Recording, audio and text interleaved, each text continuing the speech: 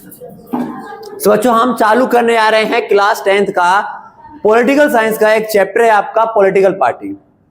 ठीक है, ये चैप्टर काफी इजी भी है और इंपॉर्टेंट भी है। सबसे पहला जो टॉपिक होता है इस चैप्टर का वो ये होता है कि आखिर व्हाट इज पॉलिटिकल पार्टी, कि पॉलिटिकल पार्टी या राजनीतिक विज्ञान क्या है, सॉरी राजनीतिक दल क्या है। तो राजनीतिक दल जो है ना आपका पॉलिटिकल पार्टी, ये लोगों का एक ऐसा समूह है जो कि चुनाव लड़ने और सत्ता हासिल करने के उद्देश्य से बनाया जाता है। यानी political party is a group of people which is created और form to contest election and getting the power of the government. समझ आया चीज? सिंपल सी परिभाषा, लोगों का समूह चुनाव लड़ने के लिए और सत्ता हासिल करने के लिए बनाया जाता है। ठीक है, समझ आया चीज? फटाफट। तो हमने देख लिया कि आखिर पॉलिटिकल पार्टी होता क्या है, इसकी डेफिनेशन क्या थी। अब जो हमारे पास अगला टॉपिक होता है वो होता है क्या, कि देखो दो तरह की पार्टियां होती हैं पॉलिटिकल पार्टी के अंदर, दो तरह की दल होते हैं। एक होता है आपका रूलिंग पार्टी जिसको हिंदी में बोलते हैं सत्तारूढ़ दल, और एक होता है आपका ओपोजिशन पार्टी जिसे हम कहते हैं विपक्षी दल। अब दोनों में क्या अंतर है, तो कहते हैं क्या रूलिंग पार्टी कौन सी होती है, तो the party which is in the centre government, वह पार्टी जो केंद्र सरकार में है और साथ ही साथ होल्ड करती है the power of the government, जिसके पास सरकार की शक्ति है, सत्ता की शक्ति है, that party is known as ruling party. समझ आया चीज? तो रूलिंग पार्टी या सत्तारूढ़ दल वो दल है जो केंद्र में है और प्लस में जिसके पास शासन की पूरी बागडोर होती है। समझ आया? और वही अपोजिशन पार्टी कौन सी होती है, विपक्षी पार्टी कौन सी होती है, तो विपक्षी पार्टी वो पार्टी है जो केंद्र में नहीं है, जो सत्ता में नहीं है, बट ये एलिगेशन लगाती रहती है, आरोप लगाती रहती है, किसके ऊपर, रूलिंग पार्टी के ऊपर। समझ आया? जैसे एग्जांपल के तौर पे दिल्ली में कौन सी पार्टी है, आम आदमी पार्टी, तो आम आदमी पार्टी होगी रूलिंग पार्टी, और यहां पर कांग्रेस या बीजेपी कौन सी होगी आपकी, अपोजिशन पार्टी। ऐसे सेंटर की बात करें, केंद्र सरकार में प्रधानमंत्री यानी कि बीजेपी की पार्टी, और बाकी जितनी पार्टियां हो गई वो सारी कौन सी हो गई आपकी, अपोजिशन पार्टी। समझ आया चीज? तो अब सत्तारूढ़ दल कौन सा है, रूलिंग पार्टी वो पार्टी होती है जो केंद्र में होती है, सेंटर में होती है, इसके पास पावर होता है गवर्नमेंट का, ठीक है, जिसने सत्ता हासिल कर ली है। और अपोजिशन पार्टी वो पार्टी होती है जिसने जो केंद्र में नहीं है और जिसने सत्ता हासिल नहीं की, बट ये एलिगेशन लगाती रहती है, आरोप लगाती रहती है, किसके ऊपर, रूलिंग पार्टी के ऊपर। ठीक है, नहीं तो रूलिंग पार्टी समझ में आ गया। रूलिंग पार्टी वो पार्टी जिसकी सरकार होती है, और विपक्षी पार्टियां उस पार्टी को छोड़कर जितनी पार्टी होगी वो सारी कौन सी होती है आपकी, विपक्षी पार्टी होती है, नहीं अपोजिशन पार्टी होती है। अब बात करते हैं यहां पर अगला टॉपिक होता है कि components of a political party. एक राजनीतिक दल के कौन कौन से इंपॉर्टेंट कंपोनेंट होते हैं। तो एक राजनीतिक दल के ना, एक पॉलिटिकल पार्टी के तीन कंपोनेंट होते हैं, तीन घटक होते हैं। पहला कौन सा है आपका, लीडर, दूसरा कौन सा होता है, एक्टिव मेंबर, और तीसरा होता है क्या, फॉलोवर्स। यानी कि एक राजनीतिक दल के अंदर आपको तीन तरह के लोग देखने को मिलते हैं। एक वो जो लीडर होता है उस पार्टी का, दूसरा वो जो उसके एक्टिव मेंबर हैं, और तीसरा वो आपके फॉलोवर्स। एग्जांपल की अगर हम बात करें तो आप लोगों ने जैसे कि बीजेपी पार्टी एग्जांपल लेते हैं, बीजेपी पार्टी में आपके जैसे कि मोदी वो लीडर है, समझा चीज? यानी कि लीडर वाले आपके वो होते हैं जिनका ना एक मेन रुतबा होता है, ठीक है, उस पार्टी में मेन वजूद है, उनके कारण उस पार्टी की इमेज बनती है, चाहे वो आपका अमित शाह हो जाए, चाहे वो आपका नरेंद्र मोदी हो जाए आपका, समझा चीज भाई? और वही एक्टिव मेंबर्स कौन से होते हैं, तो ऐसे लोग जो उस पार्टी का प्रचार प्रसार करने में लगे रहते हैं या उस पार्टी में एक इंपॉर्टेंट रोल प्ले करते हैं। समझो जी?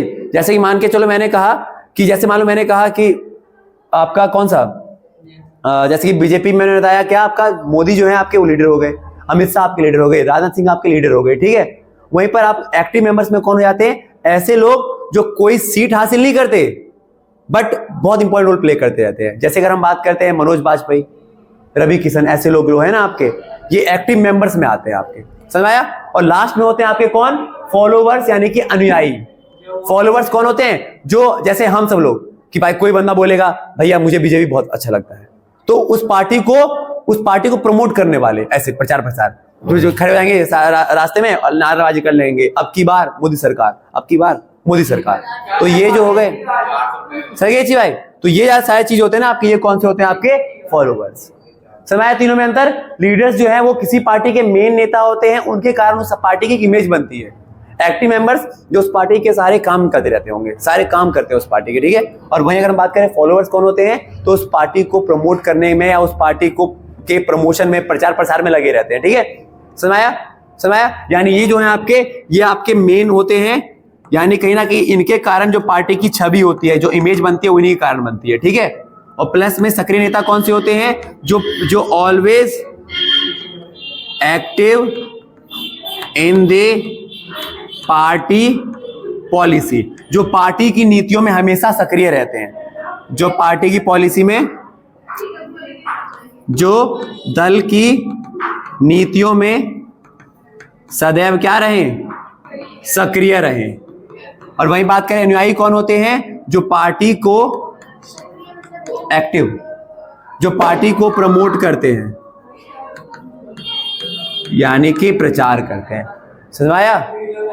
आया? इस तरह से।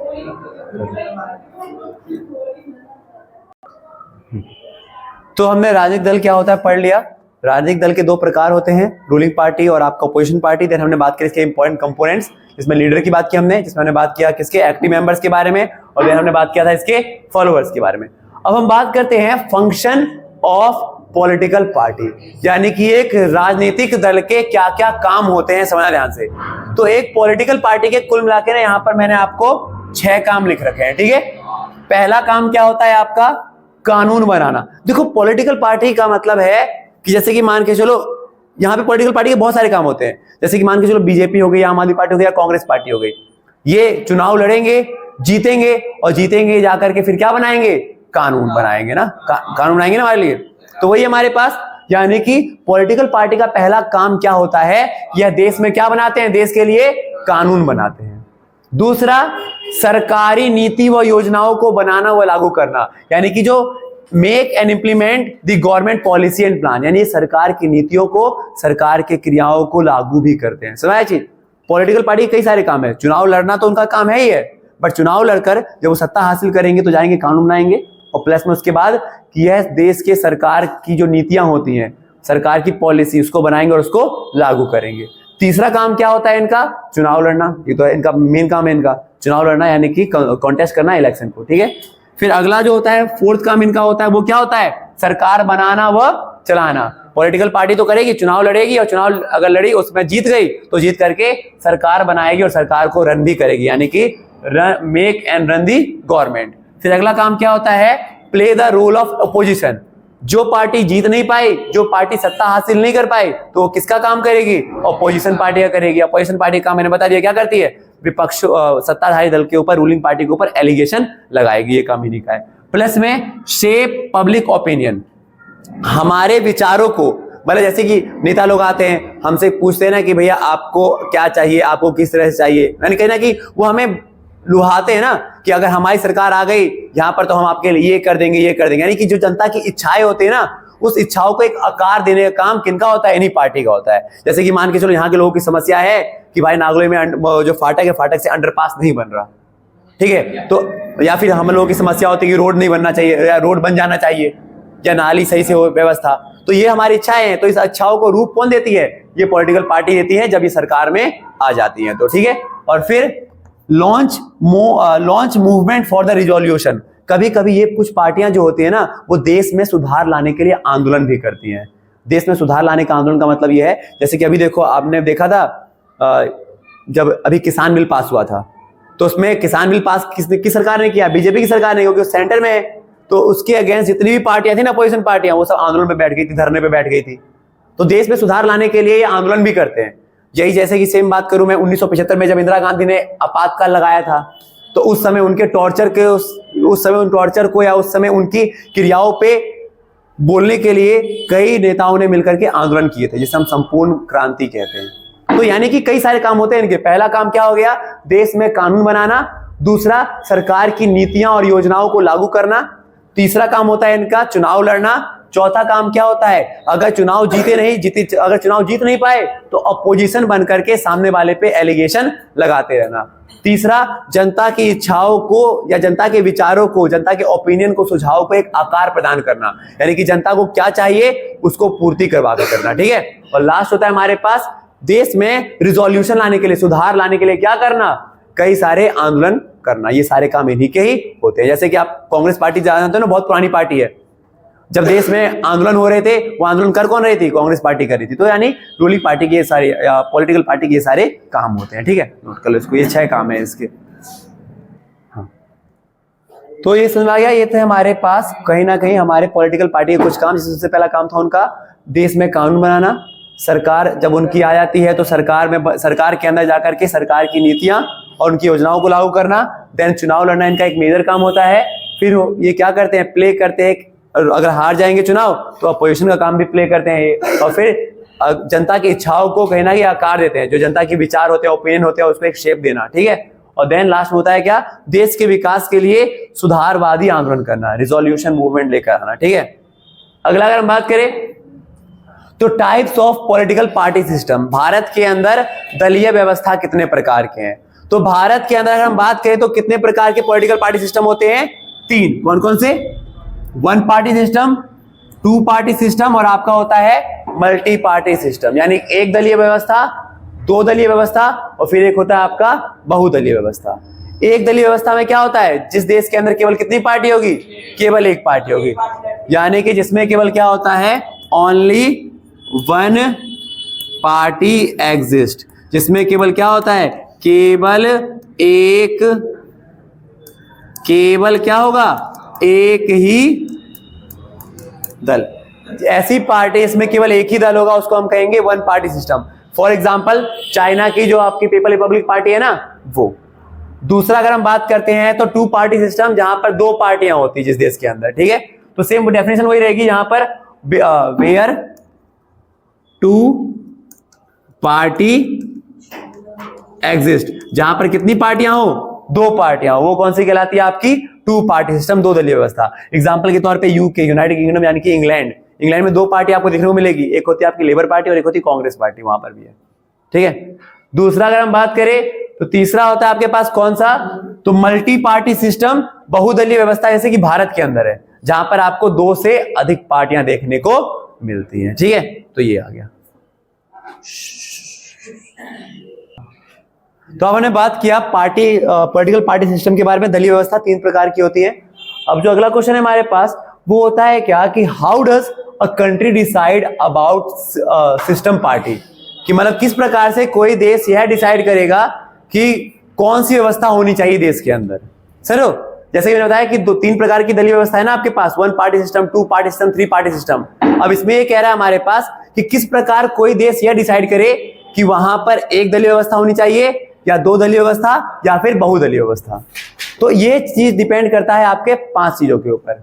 पहला पॉइंट क्या होता है? It is not something a country can choose. देखो, पहली बात तो यह है कि कोई भी देश ये स्वयं डिसाइड नहीं कर पाता कि एक पार्टी रखें या 2 करें या 3 दलीय व्यवस्था या बहुदलीय व्यवस्था। ये स्वयं नहीं होता। ठीक है, समझ गए? It involves over a long time. इसमें काफी लंबा समय लगता है। जैसे कि मान के चलो अगर हम भारत की बात करें ना, तो भारत में ऐसा नहीं था कि एकाएक यहाँ पर बहुदलीय व्यवस्था हो गई, नहीं, मल्टी पार्टी सिस्टम हो गया, नहीं, ऐसा नहीं था। भारत के अंदर स्टार्टिंग में एक ही पार्टी थी, कौन सी? 1885 में कांग्रेस पार्टी, 1885 के अंदर। बट समय के साथ साथ 1906 आते आते एक और पार्टी बन गई, मुस्लिम लीग। फिर उसके बाद और आगे बढ़े तो स्वराज पार्टी आ गई। समझे? तो ये क्या होता है, मतलब कोई देश ये स्वयं डिसाइड नहीं करता कि यहाँ पर एक पार्टी होनी चाहिए या 2 पार्टी होनी चाहिए। ये एक लंबी प्रक्रिया होती है जो काफी लंबे समय से चलती आ रही है। तीसरा अगर हम बात करें तो ये डिपेंड करता है किसके ऊपर? कि समाज कैसा है, समाज की प्रकृति कैसी है, नेचर ऑफ सोसाइटी कैसा है, प्लस में वहां पर धार्मिक विशेषता कैसी है। जैसे भारत की बात करें, भारत में बहुदलीय व्यवस्था क्यों आई? क्योंकि भारत के अंदर आप देखोगे तो बहुत सारी भाषाएं हैं, बहुत सारे धर्म है, बहुत सारे विचार हैं। तो ऐसे में अपने एग्जाम्पल के तौर पर भारत के अंदर एक पार्टी है DMK, द्रविड़ मुन्नेत्र कड़गम। ये पार्टी साउथ इंडिया की पार्टी है। और ये पार्टी क्यों बनी? क्योंकि इनको विरोध करना था जब बात हुई थी ना किसको, कि हिंदी को राष्ट्रभाषा बनाया जाए कि नहीं बनाया जाए। सही है चीज? तो जब हम बात हो रही थी एक समय की बात हुई थी कि जब दिल्ली को राष्ट्रभाषा बनाने की बात हो रही थी, क्या दिल्ली को नेशनल लैंग्वेज बना दे, तो DMK पार्टी ने उसको विरोध किया था। ठीक है, DMK पार्टी ने कहा था कि भाई हिंदी को हम राष्ट्रभाषा नहीं बनाएंगे। समझ भाई? हाँ, तो आप याद रखना, मतलब क्या होता है हमारे पास, तो जैसे मैंने यहाँ पे कहा कि कोई भी पार्टी जो होती है ना वो ऐसे ही नहीं बन जाती है। कोई भी देश ये डिसाइड नहीं करता कि वहां पर एक पार्टी सिस्टम होनी चाहिए, 2 होनी चाहिए, बहुदलीय व्यवस्था होनी चाहिए। ये होता है काफी लंबे समय के बाद, और प्लस में डिपेंड करता है कि उस देश का सामाजिक स्वरूप कैसा है। ठीक है।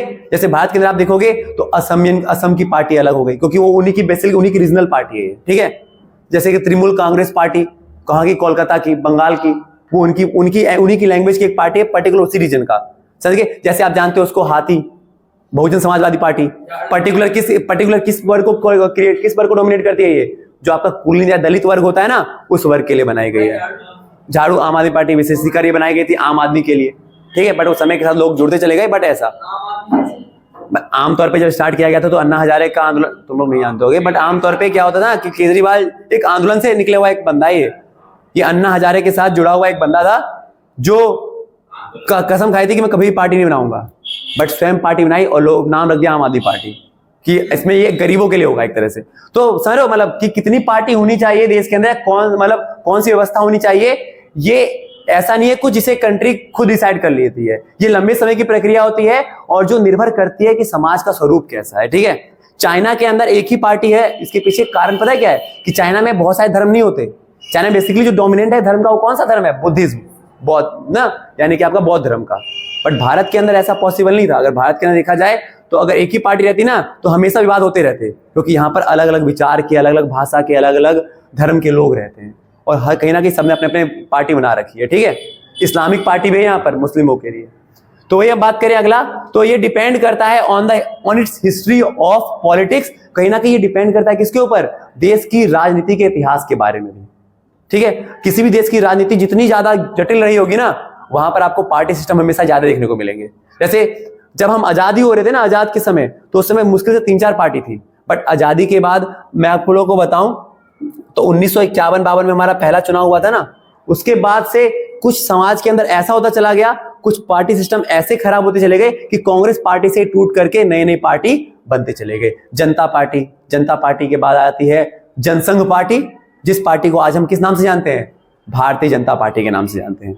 तो पार्टी के अंदर से पार्टी बनता चला गया। पहले उस बीजेपी की जो बीजेपी पार्टी है ना आपका, बीजेपी पार्टी को पहले हम कहते थे भारतीय जनसंघ पार्टी, और आज उस पार्टी का नाम क्या बन गया, भारतीय जनता पार्टी। तो पार्टियों से ही पार्टी निकलती चली गई, यानी कि कितनी दल व्यवस्था होगी ना, डिपेंड करती है उस देश की राजनीति का इतिहास कैसा रहा है, ठीक है।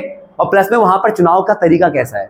जैसे भारत के अंदर हम बात करते हैं ना, तो यहाँ पर क्या होता है, आपका इलेक्शन कैसा होता है, डायरेक्ट भी है और इनडायरेक्ट भी है ना, यानी कि प्रत्यक्ष चुनाव भी होते हैं और अप्रत्यक्ष भी होते हैं। डायरेक्ट इलेक्शन का मतलब क्या होता है, जिसमें जनता अपने प्रतिनिधि को खुद चुनती है, और दूसरा इनडायरेक्ट में क्या होता है, जनता खुद नहीं चुनती बल्कि जनता के द्वारा चुने गए लोग उसको चुनते हैं। तो ये इस पे भी डिपेंड करता है। और लास्ट होता है, और प्लस में जो दलीय व्यवस्था है ना, ये अचानक से चेंज नहीं होता, ये बहुत लंबे समय तक के लिए फिक्स रह जाता है, ठीक है। तो यही हमारे पास, तो इसके पीछे हम कारण बताएंगे। मैं एक बार हिंदी में इसके लिख देता हूं, वीडियो पॉज करके, ठीक है। तो मतलब ये है क्या कि एक देश में यह किस प्रकार से डिसाइड होगा कि वहां पर कितनी दलीय व्यवस्था होगी। तो पहला, ये कभी भी अचानक से चुनी जाने वाली प्रक्रिया नहीं है, ये काफी लंबी प्रक्रिया का परिणाम होता है। और तीसरा, यह समाज की संरचना यानी कि जो नेचर ऑफ द सोसाइटी है या फिर स्ट्रक्चर ऑफ द सोसाइटी है, इस पर डिपेंड करती है। जैसे मैंने एग्जांपल दिया आपको कि भाई मतलब समाज का स्वरूप या देश का स्वरूप कैसा है, देश के अंदर कितनी ज्यादा डाइवर्सिटी है, कितनी ज्यादा विभिन्नता है। जैसे भारत के अंदर बात करें ना, आपको देखोगे कि हर कदम कदम पे आपको अलग अलग वेशभूषा, भाषा या फिर धर्म के लोग मिल जाएंगे। एग्जाम्पल के तौर पे डीएमके जो पार्टी है ना, वो दक्षिण भारत की पार्टी है, और ये वो पार्टी है जिसने हमेशा से ये विरोध किया है कि हम हिंदी को राष्ट्रभाषा नहीं बनाएंगे, ठीक है। इसलिए हमारे देश में हिंदी राष्ट्रभाषा नहीं बनी है। और फिर फोर्थ होता है हमारे पास, यह देश की राजनीतिक इतिहास पर का भी परिणाम होता है, यानी कि यह डिपेंड करता है हमारे देश के पॉलिटिकल हिस्ट्री के ऊपर कि देश का राजनीतिक इतिहास कैसा रहा है, ठीक है। जैसे मैंने कहा कि कांग्रेस पार्टी एकमात्र पार्टी थी, बट समय के साथ साथ कांग्रेस पार्टी से टूट करके नई पार्टियां बनती चली गई, ठीक है। हाँ, जैसे कि कांग्रेस का भी ना आगे चल के अगर कोई आर्ट्स लेता है तो उसमें पढ़ता है कि कांग्रेस जो मेन कांग्रेस थी ना, उस कांग्रेस को आगे चल के 2 बंटवारे हो गए थे। एक कांग्रेस ओ बन गया, एक कांग्रेस आर बन गया, फिर वो भी आगे चल के डिवाइड हो गई, कांग्रेस आई, कांग्रेस यू के अंदर, ऐसे ही करके काफी पार्टी बनती रहती है। और देन हम बात करते हैं फोर्थ, तो यह शीघ्रता से परिवर्तित नहीं होती, और ये ऐसा सिस्टम है या एक ऐसा निर्णय होता है जिसे आसानी से आप परिवर्तित भी नहीं कर सकते हो, ठीक है। ठीक है, तो देश कैसे डिसाइड करती है कि देश के अंदर कौन सी व्यवस्था होनी चाहिए। अब इसके बाद जो अगला टॉपिक होता है आपका, वो होता है क्या कि भारत ने ना आखिर मल्टी पार्टी सिस्टम क्यों अपनाया, ठीक है। ये जो टॉपिक है हमारे पास कि आखिर भारत ने बहुदलीय व्यवस्था क्यों अपनाया है, तो ये समझना ध्यान से इसके पीछे क्या कारण है। मतलब क्वेश्चन ये हमारे पास कि how India why India adopted the multi party system, कि भारत ने बहुदलीय व्यवस्था क्यों अपनाई है। तो भारत ने बहुदलीय व्यवस्था अपनाने के पीछे ना कुल मिला के 1 2 3 4 5 कारण है कि भारत ने जो बहुदलीय व्यवस्था अपनाई है ना, तो इसके पीछे कौन कौन से कारण है, तो 5 कारण है। पहला कारण क्या हो गया, लोगों के पास विकल्प ज्यादा हो जाए। भारत के अंदर बहुदलीय व्यवस्था अपनाने के पीछे मेन कारण यह है कि लोगों के पास क्या हो जाए, ऑप्शन ज्यादा हो जाए। अगर मान के चलो एक ही पार्टी होती ना, तो क्या हमारे पास कोई और ऑप्शन होता, नहीं, हमें घूम फिर के उसी पार्टी को वोट देना पड़ता। तो पहली बात तो ये है गई कि भारत के अंदर बहुत सारी पार्टियां बहुदलीय व्यवस्था अपनाने के पीछे मेन कारण यह है ताकि लोगों के पास क्या हो, ज्यादा ऑप्शन हो जाए। दूसरा, लोकतंत्र में स्वस्थ चुनावी प्रतियोगिता भी हो जाए। अब देखो मान के चलो अगर एक ही पार्टी हो, एक पार्टी होती है ना, तो उसी पार्टी के लोग मान के चलो भले अलग अलग कैंडिडेट खड़े होते रहे, पर उसी पार्टी के लोग आपस में कॉम्पीट करते रहेंगे, तो उसमें वो हम विश्वास नहीं कर सकते कि हाँ भाई ये सही में चल भी रहा है कॉम्पिटिशन की नहीं हो रहा। बट अब मान के चलो जब देश में बहुत सारी पार्टियां होती है ना, तो बहुत सारे लोग एलिगेशन लगाते हैं एक दूसरे के ऊपर, वो उसके ऊपर आरोप लगाता है, वो उसके ऊपर आरोप लगाता है, जिससे कहीं ना कहीं एक हेल्दी कॉम्पिटिशन देखने को मिलता है और जनता के पास भी कहीं ना कहीं ये निर्णय लेने में आसानी होती है कि हाँ भाई मैं किसको वोट दूं और किसको वोट ना दूं। तीसरा, ऑल्सो अवॉइडिंग द डिक्टेटरशिप, यानी कहीं ना कहीं जो तानाशाही होती है ना, तानाशाही को भी रोकने के लिए बहुदलीय व्यवस्था को अपनाया गया। अगर मान के चलो देश के अंदर केवल एक ही पार्टी होती, तो वो पार्टी हो सकता है कल को क्या बन जाए, तानाशाही दिखा दे, ठीक है, डिक्टेटरशिप दिखा दे। तो इसलिए बहुदलीय व्यवस्था हमारे देश में अपनाई गई ताकि कोई एक पार्टी ज्यादा मोनोपोली या ज्यादा एकाधिकार ना दिखाए। फिर आपका फोर्थ होता है because India is a diversified country, क्योंकि भारत एक ऐसी कंट्री है जो बहुत ही ज्यादा विविधता वाली देश है। विविधता का मतलब होता है कि कई सारे यहाँ पे कास्ट हैं, कई सारे यहाँ पर वेशभूषा हैं, और ऐसे में यदि किसी भी देश के अंदर बहुत सारी वेशभूषा धर्म के लोग होते हैं ना, तो कहीं ना कहीं जब ज्यादा पार्टियां होती हैं तो कहीं ना कहीं उनको ना हर एक पार्टी में या हर एक पार्टी उस तरह से बन पाती है जिसमें उनके कोई ना कोई रिप्रेजेंटेटिव उनको रिप्रेजेंट करते हैं, ठीक है। जैसे मान के असमियन पार्टी है, वो असम को रिप्रेजेंट करती है, उनमें उनके लोग आते हैं, ठीक है। अकाली दल, जैसे अकाली दल हो गया पंजाब का, सिखों के लिए उत्तराखंड वाले, समझ रहे हो, मतलब कहीं ना कहीं भारत के अंदर बहुदलीय व्यवस्था अपनाने के पीछे मेन ये भी कारण था कि कहीं ना कहीं क्या हो, ज्यादा पार्टियां होंगी, और जितनी ज्यादा पार्टियां होंगी तो कहीं ना कहीं लोगों को ना अपने रिप्रेजेंटेटिव्स को, यानी कि लोगों की बातों को संसद तक पहुंचाने का, लोगों तक पहुंचाने का, या जनता मतलब कहते हैं पार्लियामेंट, संविधान तक पहुंचाने का एक पूरा प्रॉपर मौका मिलेगा। और लास्ट होता है हमारे पास, और ये ऐसा इसलिए भी किया गया है कि ताकि अपोजिशन क्या हो, अपोजिशन के पास ज्यादा शक्ति हो, विपक्षी दल के पास ज्यादा पावर हो जाए। जितनी ज्यादा पार्टियां होती है ना, तो कहीं ना कहीं जो केंद्र में जो सरकार है ना, उसको डर लगा रहता है कि कहीं मैंने हल्का सा भी ढीला दिखाया ना, या मैंने मान के चलो 5 साल कोई काम ही नहीं किया, लोगों को बेवकूफ बना दिया, तो उनको पता है कि मेरे पीछे 100 पार्टियां पड़ी हुई हैं जो मेरे ऊपर आरोप लगाते हैं रोज, कि आज मैंने मान के चलो मोदी जी कभी सूट भी वैसा पहन लेते ना महंगा, तो भी उनके ऊपर आरोप लग जाता है कि भाई महंगा सूट पहन लिया। तो ऐसे में समझ लो ज्यादा पार्टी होने का मतलब समझ रहे हो कि ज्यादा एलिगेशन, ऐसे में कहना कि सरकार को अपने कदम फूक फूक के रखने पड़ते हैं, क्योंकि उन्हें पता है कि 5 साल के बाद मैं अकेला चुनाव लड़ने नहीं जाऊंगा, मेरे साथ 100 पार्टियां और आएंगी चुनाव लड़ने के लिए, ठीक है। तो ये कहना कि इसमें ओपोजिशन बहुत ज्यादा स्ट्रांग बन जाता है। और याद रखना किसी भी देश में जितना ज्यादा ओपोजिशन स्ट्रांग होगा ना, जितनी ज्यादा विपक्षी दल होंगे, कहीं ना कहीं जनता को उतना ज्यादा फायदा होता है, ठीक है, क्योंकि जनता के पास बहुत सारे पकवान मिल जाते हैं, भाई हमारे पास आइए हम आपको ये देंगे, हमारे पास आइए हम आपको ये देंगे, समझाया। तो कुल मिलाकर आपके पास ये है कि भारत के अंदर बहुदलीय व्यवस्था अपनाने के पीछे कारण क्या है, तो पहला, लोगों के पास ज्यादा ऑप्शन हो जाए। दूसरा, लोकतंत्र में, डेमोक्रेसी में एक हेल्दी कंपटीशन बना रहे, जितने ज्यादा पार्टी उतना ज्यादा कंपटीशन, ठीक है। और तीसरा, ऑल्सो अवॉइडिंग द डिक्टेटरशिप, तानाशाही को रोकने के लिए। अगर मान के चलो एक ही पार्टी होती और वही पार्टी बार बार सत्ता करती ना, तो उसके मन में एक तानाशाही आता कि मैं ही हूं यहाँ पे, जो कुछ हूं, आपको नीचे भगवान है, सुना है चीज।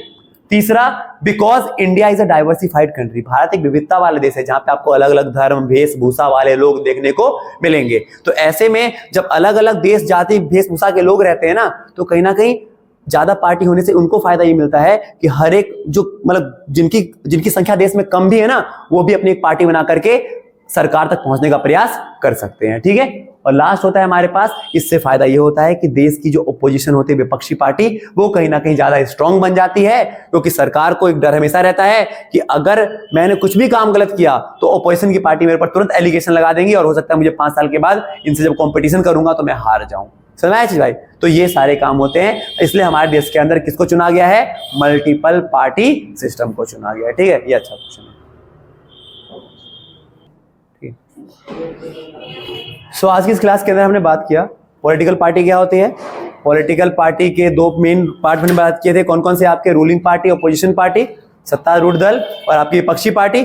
फिर हमने बात किया था कि कंपोनेंट जो 3 घटक थे, लीडर, एक्टिव मेंबर और देन आपका थर्ड वन कौन सा था आपके पास, कि जो फॉलोवर्स होते हैं यानी कि अनुयायी। फिर हमने बात किया पार्टी सिस्टम के बारे में, 3 तरह की पार्टी सिस्टम होती है। और देन हमने बात किया मल्टीपल पार्टी सिस्टम के भारत के अंदर अपनाने के पीछे क्या कारण है, क्यों भारत ने मल्टीपल पार्टी सिस्टम को अपनाया।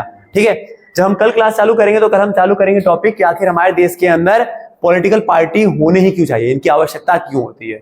और कल हम बात करेंगे कि राष्ट्रीय पार्टी और राज्य पार्टी में क्या अंतर है, स्टेट पार्टी और नेशनल पार्टी में क्या अंतर है। आज के लिए हम इस क्लास में यहीं पे खत्म करते हैं, मिलते हैं आपसे नेक्स्ट क्लास के। तो जैसा कि हमने अपने लास्ट क्लास के अंदर बात किया था कि पॉलिटिकल पार्टी क्या होता है, यह काम क्या है इसका, और लास्ट जो हमने टॉपिक पढ़ा था वो ये था हमारे पास कि आखिर बहुदलीय व्यवस्था को अपनाने के पीछे कारण क्या था हमारे देश के अंदर। आज जो हम बात करते हैं, कुल मिलाकर 21 पेज रह गए हैं, इसके 9 से 21 पेज खत्म कर दिया पूरा वीडियो।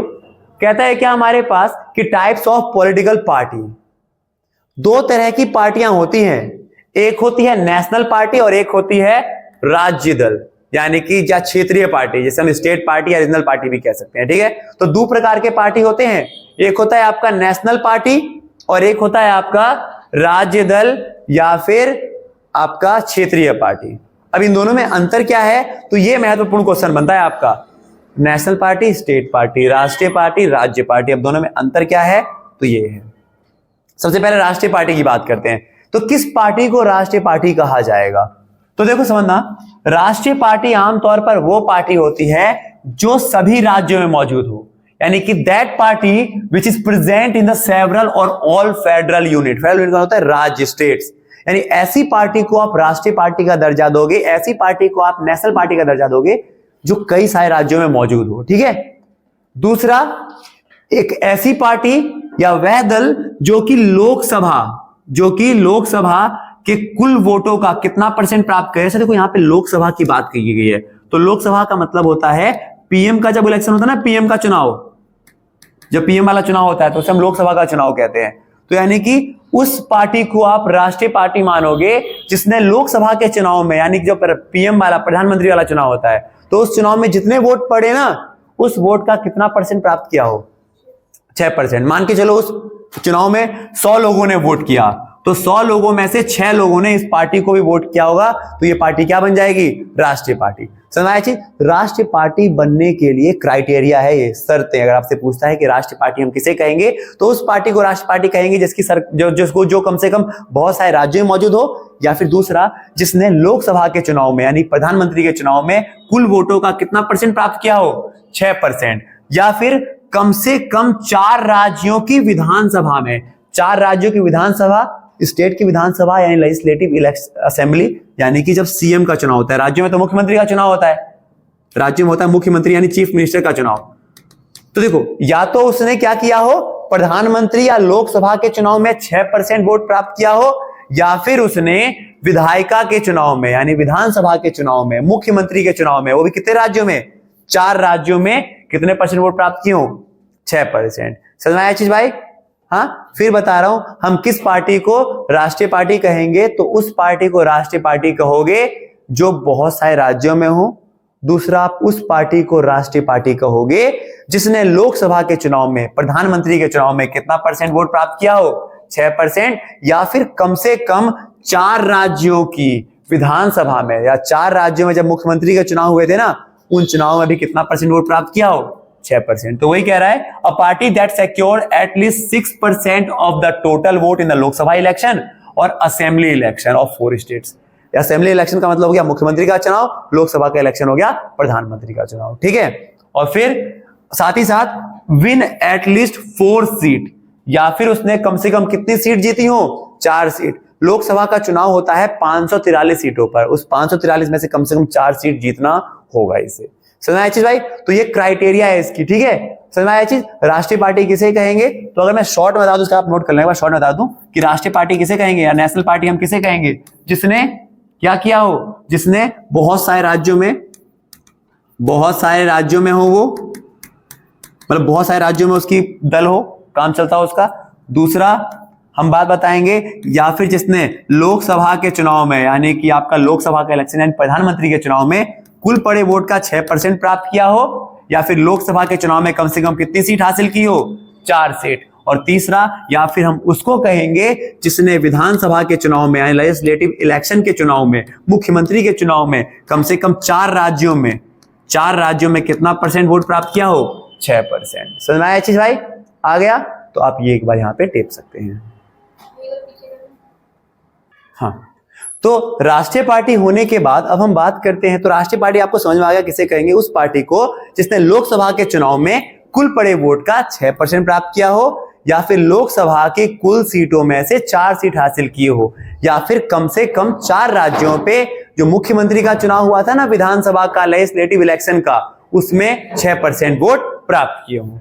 अब हम बात करते हैं किसके बारे में, राज्य पार्टी किसे कहेंगे, स्टेट पार्टी अब हम किसे कहेंगे, सुना ध्यान से, देखो दीपांशु जी देखिएगा, स्टेट पार्टी किसे कहेंगे, देखो कहते हैं स्टेट पार्टी हम किसे कहते हैं, तो वह दल जो कुछ ही राज्य में हो। राष्ट्रीय पार्टी, नेशनल पार्टी वो था जो बहुत राज्यों में हो, बट राज्य पार्टी या क्षेत्रीय पार्टी या रीजनल पार्टी या स्टेट पार्टी उसे कहेंगे जो हर राज्य में नहीं हो बल्कि कुछ ही राज्यों में हो। ठीक है भाई? जैसे तृणमूल कांग्रेस पार्टी कहां की है, बंगाल की। आपको क्या यहां पे दिल्ली में दिखता सुनाई देता है? नहीं। समझ चीज? तो भाई फिर दूसरा, वह दल जिसने 6% वोट किसके चुनाव में प्राप्त किए हो, विधानसभा के चुनाव में, यानी मुख्यमंत्री के चुनाव में। समझ चीज? क्योंकि ये तो वो चुनाव तो लड़ ही नहीं पाएगी ना, राष्ट्रीय कौन सा, याद रखना, इस चीज बता रहा हूं, प्रधानमंत्री का चुनाव केवल वही पार्टी लड़ पाएगी, कौन सी पार्टी, जो राष्ट्रीय पार्टी होती है, जिसका ओहदा होता है। ठीक है? तो भाई दूसरा समझ गए चीज, तो वह दल जो नहीं, अब आम आदमी भी लड़ सकती है, बता रहा हूं, तो वह दल जो कि कुछ ही राज्यों में हो, और दूसरा जिसने विधानसभा के चुनाव में यानी मुख्यमंत्री के चुनाव में, सीएम के चुनाव में कुल पड़े वोट का कितना परसेंट प्राप्त किया हो, 6%। समझा चीज? या फिर कम से कम विधानसभा के चुनाव में जितने भी सीट थे उसमें से कितने प्राप्त किए हो, 2। जैसे कि एग्जांपल लेते हैं आम आदमी पार्टी। जब आम आदमी पार्टी आई थी ना, तो उसके पास राज्य पार्टी बनने का मौका था उस चुनाव के अंदर, तो उसने पहले ही चुनाव में बहुत ज्यादा सीट लेकर आ गई थी। तो अगर ऐसे मान के चलो, आप लोगों को एक पार्टी बनाते हो, आपने पार्टी का नाम रख दिया फालतू पार्टी। ठीक है? आपने अपनी पार्टी का नाम रखा फालतू पार्टी। और फालतू पार्टी ने जब चुनाव लड़ा, भी देखो मुख्यमंत्री के चुनाव होने वाले दिल्ली में फरवरी मार्च में हो जाएंगे, तो यह जब मुख्यमंत्री के चुनाव होंगे ना, तो इस चुनाव में यानी आपने मान के चलो यहां जितने वोट पड़े, इस वोट का या तो आपने 6% प्राप्त कर लिया, या फिर दिल्ली में कितने सीटों पर चुनाव होता है, 70 सीटों पर, तो 70 सीटों में से भी अगर आपने 2 सीट प्राप्त कर ली ना, तो आप बन जाओगे राज्य पार्टी। समझ चीज? तो राज्य पार्टी बनने का, अब 2 सीट का मतलब सोच रहे हो, अरे बस 70 में से 2, पर 2 सीट का मतलब होता है कि लाखों लोगों का वोट चाहिए आपको। ठीक है भाई? तो याद रखना, राज्य पार्टी बनने का, राज्य पार्टी वो होती है इसकी कुछ ही राज्यों तक पहुंचो, या जिसने मुख्यमंत्री के चुनाव में 6% वोट प्राप्त किया हो, या फिर विधानसभा के चुनाव में, मुख्यमंत्री के चुनाव में कुल सीटों में से 2 सीट हासिल की हो। ठीक है? फटाफट टेप लो।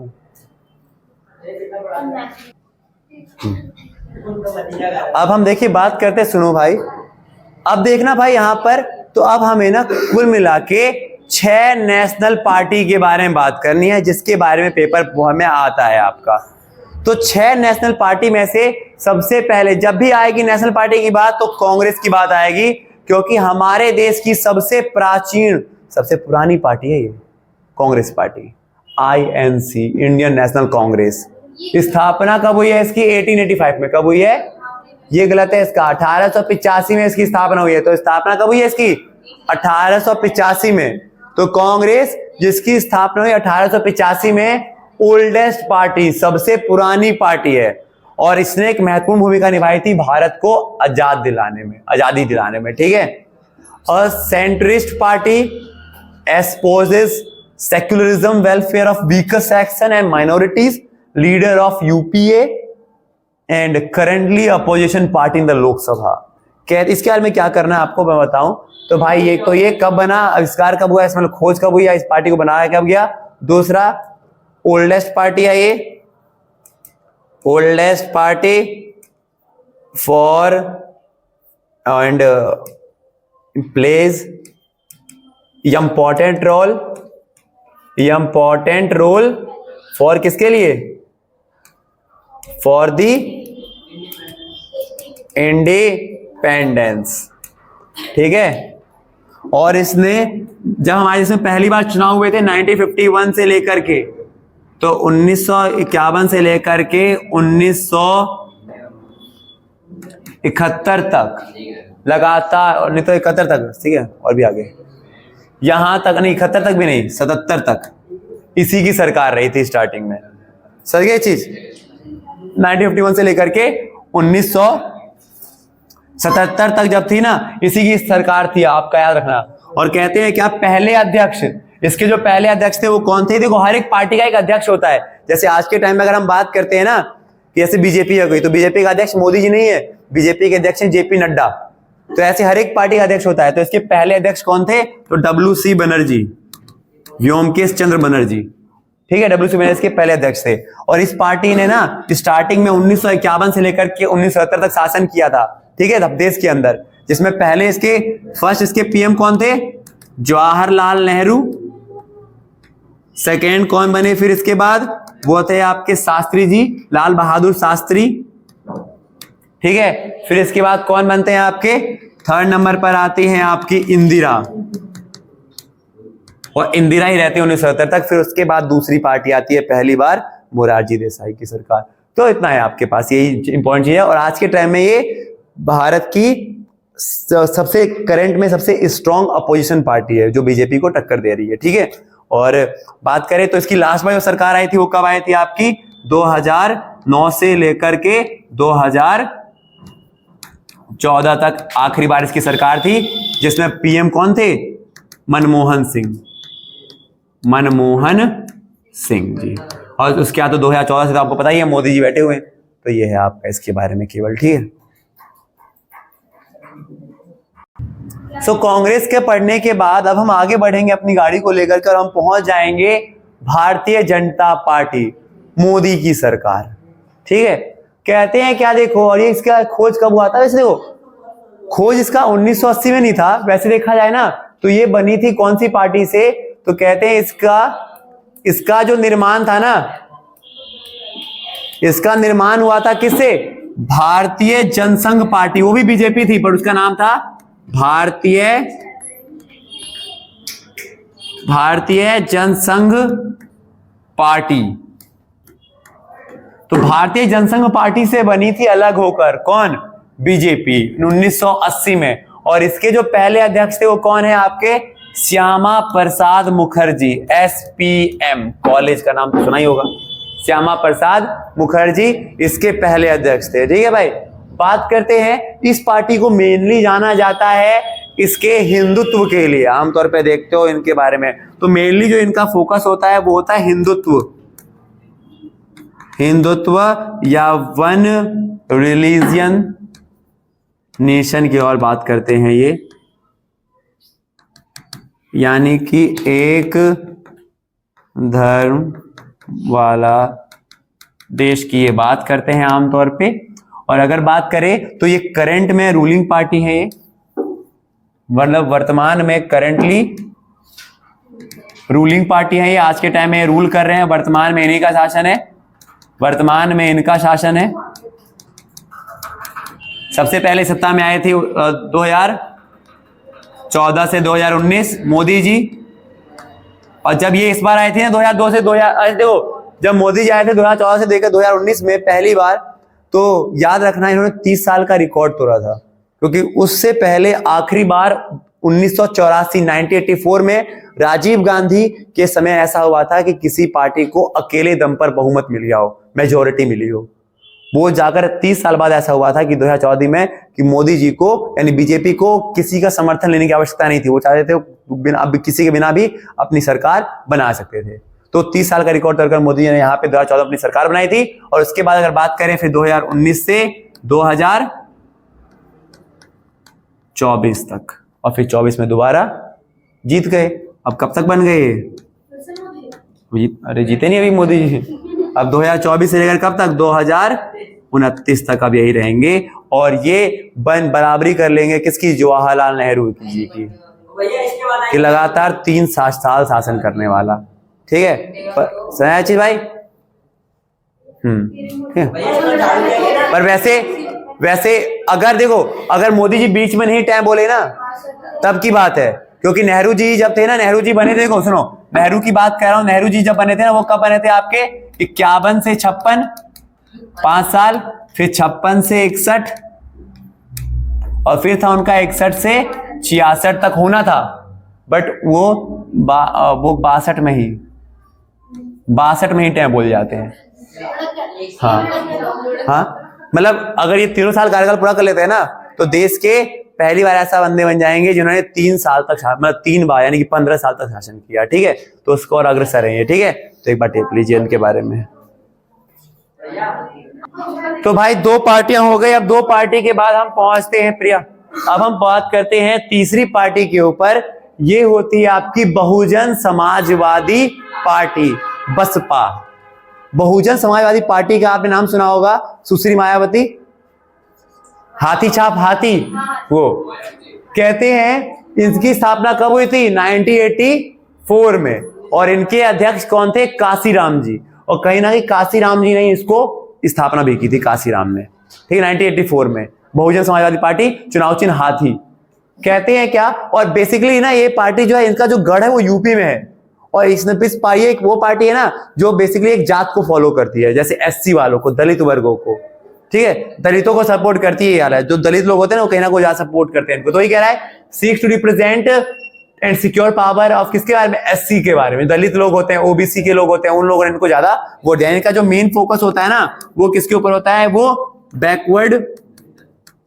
बैकवर्ड जो क्लास है आपके, यानी कि जो पिछड़ी जातियां या पिछड़े वर्ग को समर्थन देते हैं। ये पिछड़े वर्ग को सपोर्ट करते हैं। ठीक है, बैकवर्ड क्लास को सपोर्ट करते हैं।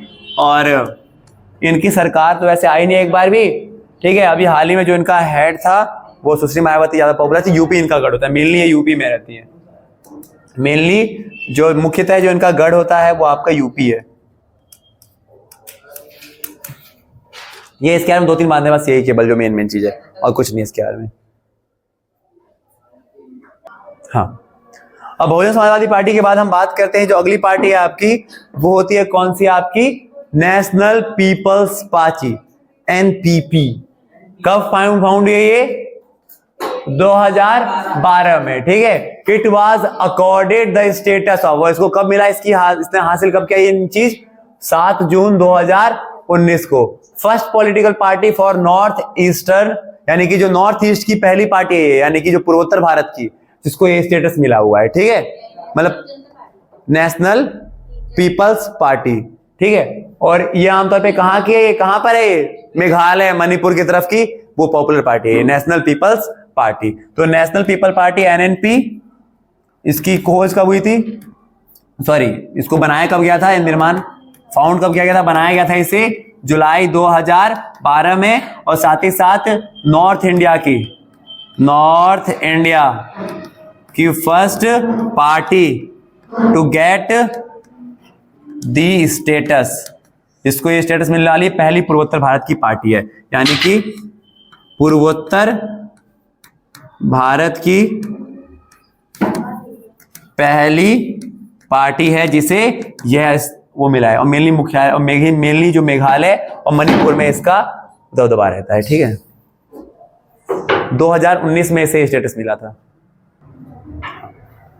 तो अब हमारे पास जो अगली पार्टी आती है नेशनल पार्टी, वो होती है आप लोगों की खास आम आदमी पार्टी, केजरीवाल जी। फाउंड इसको कब बनाया गया था? 26 नवंबर 2012 को। ठीक है, मेरे बर्थडे से दिन पहले 26 नवंबर 2012 को इसका उद्घाटन हुआ था।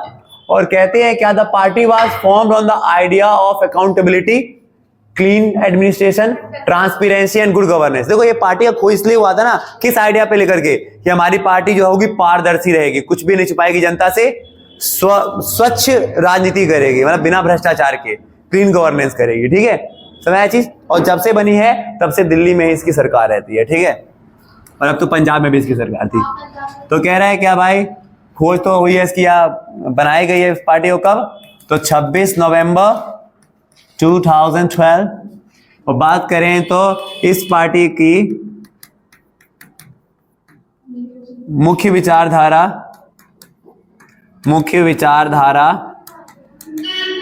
सरल व स्वच्छ राजनीति तथा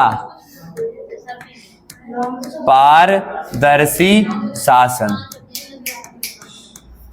ठीक है, बस ये कल बराबर।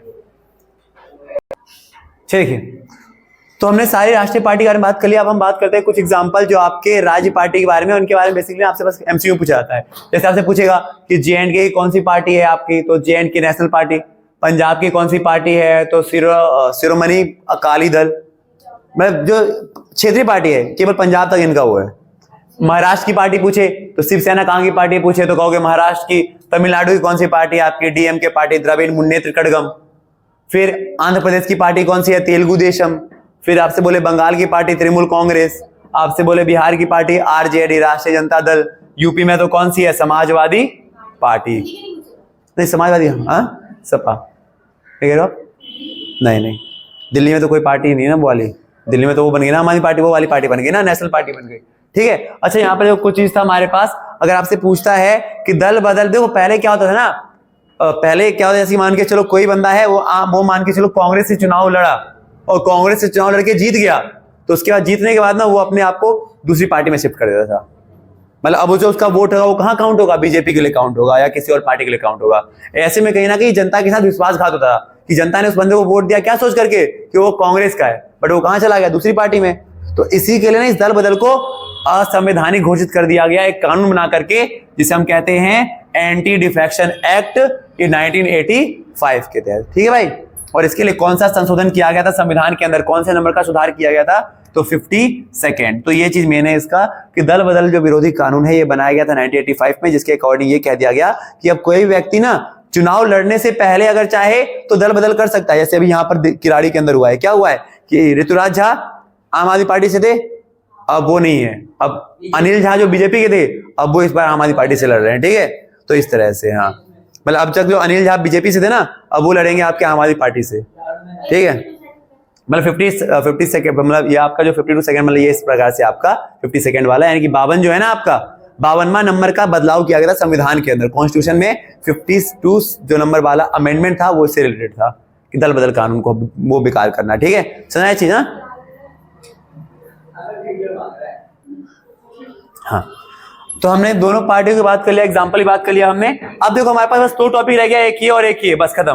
तो पहला टॉपिक देखिए क्या कह रहा है, दीपांशु जी देखिएगा, कह रहा है हमारे पास क्या कि चैलेंजेस टू पॉलिटिकल पार्टी, कहते हैं राजनीतिक दलों के सामने कौन कौन सी चुनौती है, एक तो ये, और इन चुनौतियों को या इन समस्याओं को दूर करने के लिए क्या उपाय हैं या सुधार हैं। बस ये 2 टॉपिक है और टॉपिक खत्म, और इंपॉर्टेंट टॉपिक है दोनों। तो राजनीतिक पार्टी के सामने कौन कौन सी चुनौतियां आज के टाइम में, तो पहली चुनौती तो ये होती है कौन सी, वंशवाद की चुनौती, यानी कि डायनेस्टिक सक्सेशन। देखो वंशवाद का मतलब समझते हो क्या होता है, जैसे कि आपने देखा होगा कांग्रेस में, देखो पुराना प्रथा है कांग्रेस का कि जवाहरलाल नेहरू, उसके बाद आपके इंदिरा गांधी के बाद उसका बेटा राजीव गांधी के बाद फिर आपने देखा अब राहुल गांधी। ये जो वंशवाद है ना, ये जो लंबी प्रक्रिया चल रही है, किसी और को मौका नहीं मिलता अब, तो कहीं ना कहीं एक समस्या है। चलो मोदी जी के साथ तो ऐसा नहीं है।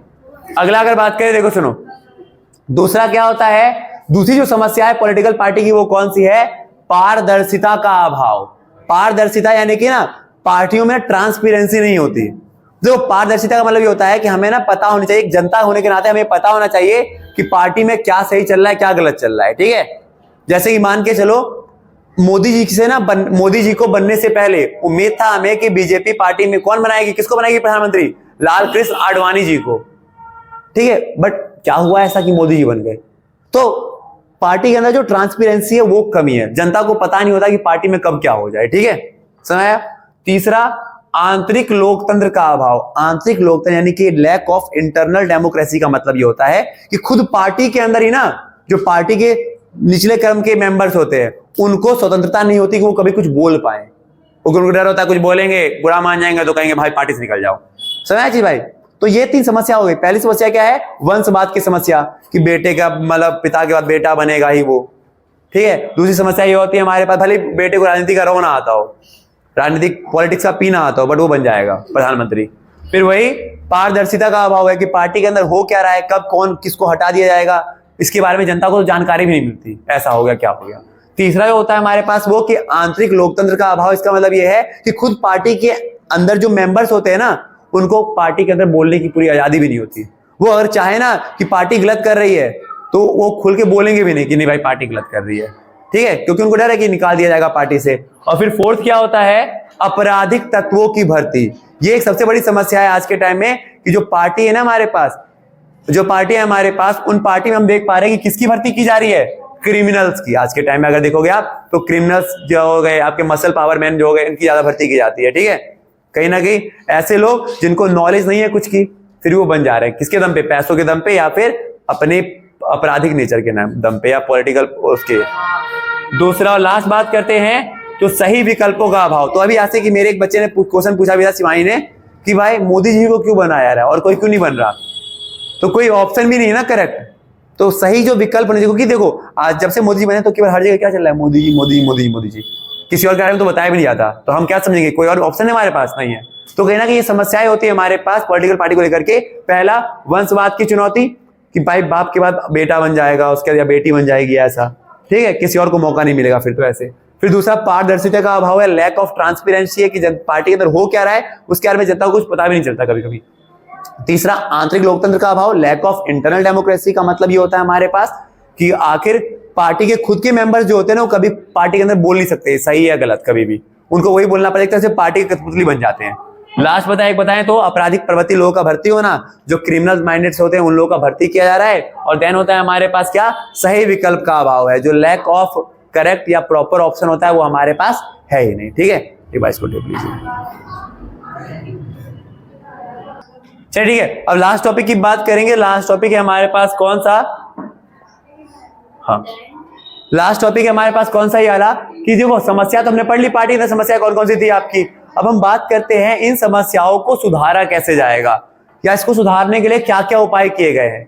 तो पहला, जिसके 2 स्टेप होते हैं, स्टेप रिसेंटली टेकन, यानी ऐसे चरण या ऐसे उपाय जो अभी अभी किए गए, और फिर दूसरा होता है आपको सजेशन फॉर द फ्यूचर, भविष्य के लिए, तो वर्तमान के लिए और भविष्य के लिए। तो अभी हाल ही में हमने कौन कौन से स्टेप उठाए हैं ताकि पॉलिटिकल पार्टी को सुधारा जा सके। तो पहला, दल बदल कानून मैंने बताया था, इसको हटा दिया। दल बदल कानून वही कि भाई कोई भी दल बदली नहीं करेगा, और करेगा तो चुनाव से पहले, उसके बाद नहीं। दूसरा हमने क्या किया है, तो हम ना पार्टियों को ये कहा गया है चुनाव आयोग के द्वारा कि भाई आपको क्या करना है, आपके पास जो भी मेंबर आएंगे ना, आप उनसे एक एफिडेविट लो, मतलब प्रूफ लो उनका कि उनके पास कितनी प्रॉपर्टी है, कितनी संपत्ति है, और प्लस में उनके अपराध की जानकारी लो। और कोई भी अगर आपराधिक प्रवृत्ति का नजर आता है तो उसे एक पार्टी में मत भर्ती करो। और तीसरा ये है कि फिलिंग द ITR, और यहां तक कि नेता लोगों को बोलो कि वो अपना टैक्स भरेंगे ताकि कल को उनके ऊपर भ्रष्टाचार का आरोप ना लग पाए, और लगे तो उसकी पूरी पुष्टि हो सके, ठीक है भाई। और भविष्य को लेकर के क्या किया गया है, तो भविष्य को लेकर के पहला तो यह है कि सदस्यों को रिकॉर्ड रखना, जितने भी आपके पार्टी में जितने मेंबर आएंगे उन सबका रिकॉर्ड रखो पूरा। दूसरा, महिलाओं के लिए आरक्षण देने की बात कही गई, वो जो आपका नगर पालिका और हम पढ़ते हैं ना, इसमें 73rd अमेंडमेंट है ग्राम पंचायत को लेकर के, इसमें से कहा गया ना कि महिलाओं के लिए कितना सीट आरक्षण होगा, 1/3, जिससे कहीं ना कहीं महिलाओं को भी मौका मिलेगा अपनी बात कहने का, लोगों तक पहुंचाने का। और लास्ट ये है कि चुनाव के खर्च कौन उठाएगी, सरकार उठाएगी, ठीक है भाई। हाँ, तो ये सारे काम है जो आपके वर्तमान समय में किए गए, भविष्य को लेकर के किए गए हैं, ठीक है। तो ये आपके होते हैं, और इसके साथ ही हमारा जो टॉपिक होता है, आपका जो चैप्टर होता है वो यहीं पर खत्म हो जाता है, और ये क्लास आज हमारी यहाँ पर समाप्त हो जाती है।